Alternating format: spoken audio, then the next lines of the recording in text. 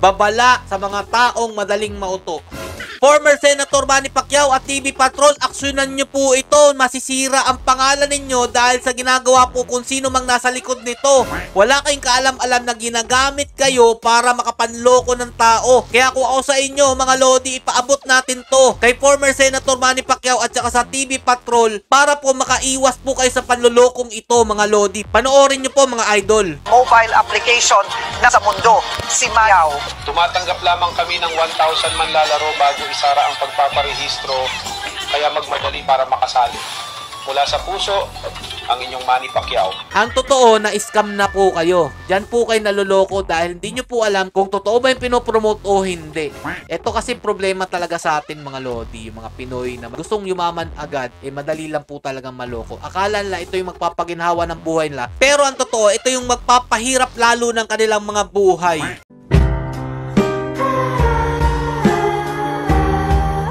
Yo, what's up mga Lodi, Spaghetti Peps TV. Welcome back po sa ating channel. Ayan mga Lodi, no? Sana po itulungan nyo po ako ditong maikalat tong video na to. Awareness po sa lahat na makakita ng mga gantong klaseng post, lalong-lalo na po sa social media account na ginagamit po si former Senator Manny Pacquiao. Ginagawa pong kasangkapan para po makapag-promote ng online casino. Kawawa naman po ang ating 8th World Division Champion, mga Lodi, no? Wala po siyang kaalam-alam na ginagamit po ang kanyang larawan. Hindi lang po larawan, may video pa po na kunyari po siya po ang nagpo-promote nitong mga online casino app na to.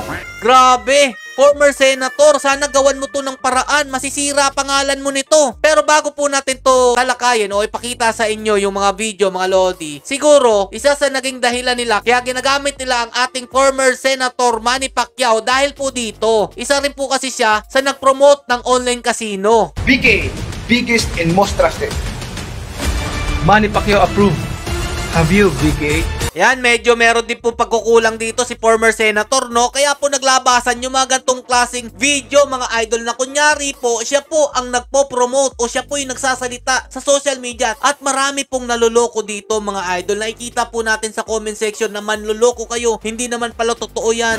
Ganyan po yung nakikita natin sa comment section. Eto po, panoorin nyo po ang isang example po, ha? Para sa lahat ng mga mamamayan ng Pilipinas, bukas na ang aking bagong proyekto, isang online casino kung saan ginagarantiya ko ang panalo sa bawat bagong manlalaro. Ayan, di ba? Garantisado daw pong mananalo ang mga bagong maglalaro. Ika daw po kuno ni former Senator Manny Pacquiao. Pero mga Lodi, ang totoo hindi po yan si Senator o former Senator Manny Pacquiao. Panoorin pa po natin. Hayaan itong maging aking regalo sa aking bansa bilang pasasalamat sa inyong suporta at tiwala sa akin. I-download ang app, magdeposito, at magsimulang manalo. Ayan mga Lodi, no? Saktong-sakto yung bibig, mga Lodi, no? Ito po yung tinatawag na AI app. Klarong-klaro, mga Lodi, AI app po ito na kunyari si Senator o former Senator Manny Pacquiao ang nagsasalita para po mag-promote. At sinasabi pa po niyang garantisado daw pong mananalo ang mga bagong manlalaro, kaya i-download na daw po yung app na ito. Tumatanggap lamang kami ng 1,000 manlalaro bago isara ang pagpaparehistro, kaya magmadali para makasali. Mula sa puso, ang inyong Manny Pacquiao. Siyempre, yung mga walang kaalam-alam, mga idol, lalong-lalo na po yung mga matatanda na bago lang po natuto mag-social media, papapaniwala dito. Biruin nyo, mga Lodi, siguradong mananalo, pero may 1,000 lang daw po manlalaro ang pwedeng makarehistro dito at sasarado na daw po nila yung app. At ikaw naman na mauuto dito, mga Lodi, magdadali-dali ka kasi nga sure win daw po eh.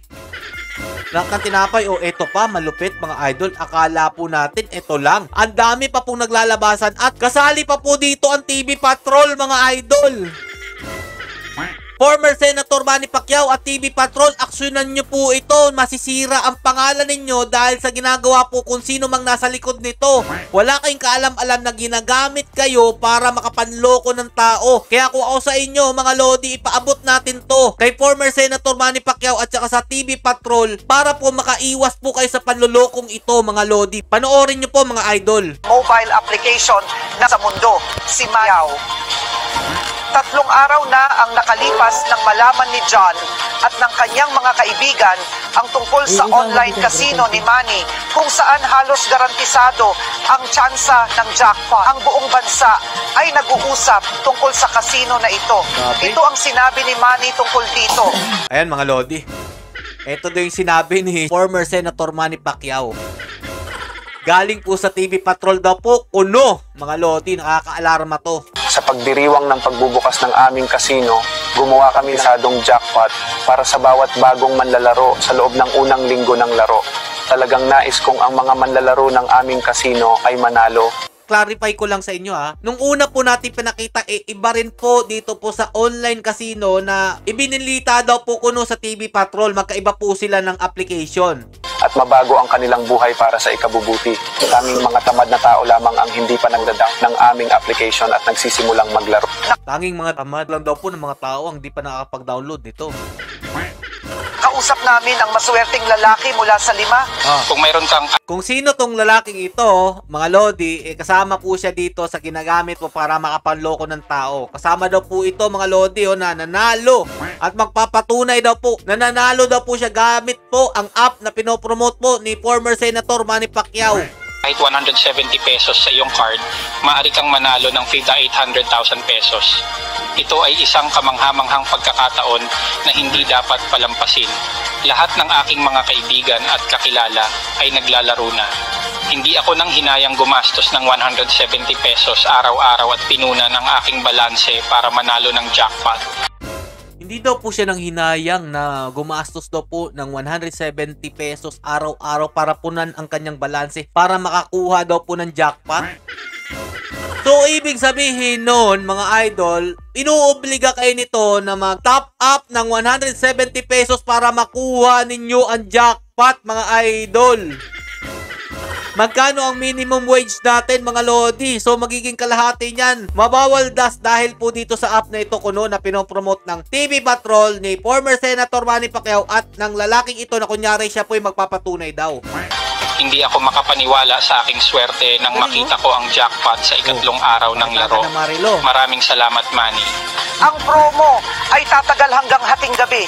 Kaya para sa mga hindi pa nakarehistro at nagsimula maglaro, iiwan namin ang link ng... Ayan mga Lodi, dito na magkanda leche-leche yung buhay ninyo dahil hindi nyo alam na AI app po yung ginamit dito. Kumbaga, inedit po yung bunganga at kunyari po TV Patrol, si former Senator Manny Pacquiao at saka yung lalaki na magpapatunay daw kuno na siya po'y nanalo ng jackpot. Pinakitaan ng relo na napagkarami-rami mga idol na mamahalin, milyones yun, Rolex yun mga idol.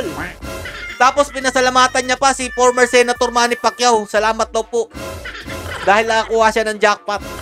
Para daw po makahabol mga idol, limited lang daw po yan. Sabi daw po sa balita ng TV Patrol, i-download nyo na daw po, bilisan nyo. At yung mga nauuto po mga idol, pagkakadara pa po yan, bibilisan po nila magda-download kasi baka abutan sila ng limit.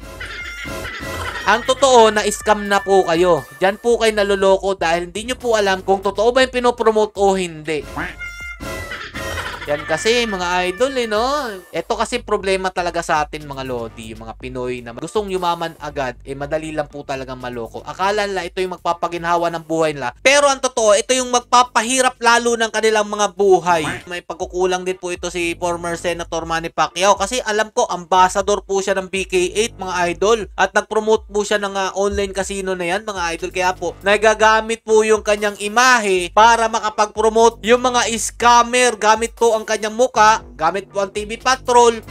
Kaya po mga Lodi, sana po ipakalat nyo po itong video na to para maging awareness sa lahat ng mga mapapadaan sa kanilang social media nitong video na to. Hindi po yan totoo. Hindi po yan si former Senator Manny Pacquiao ang nagsasalita dyan. Ini-edit lang po nila ang bunganga niyan para magmukhang siya po yan. At itong sa TV Patrol, ganun din po yan mga idol. Sinasakto lang po nila ang buka ng bibig. Kaya po, ingat-ingat po kayo mga Lodi. Ako'y nandito lang naman po para kayo ibigyan ng awareness, babala sa mga taong madaling mauto. Hanggang dito lang po mga idol. Stay safe and God bless you all. Peace bomb.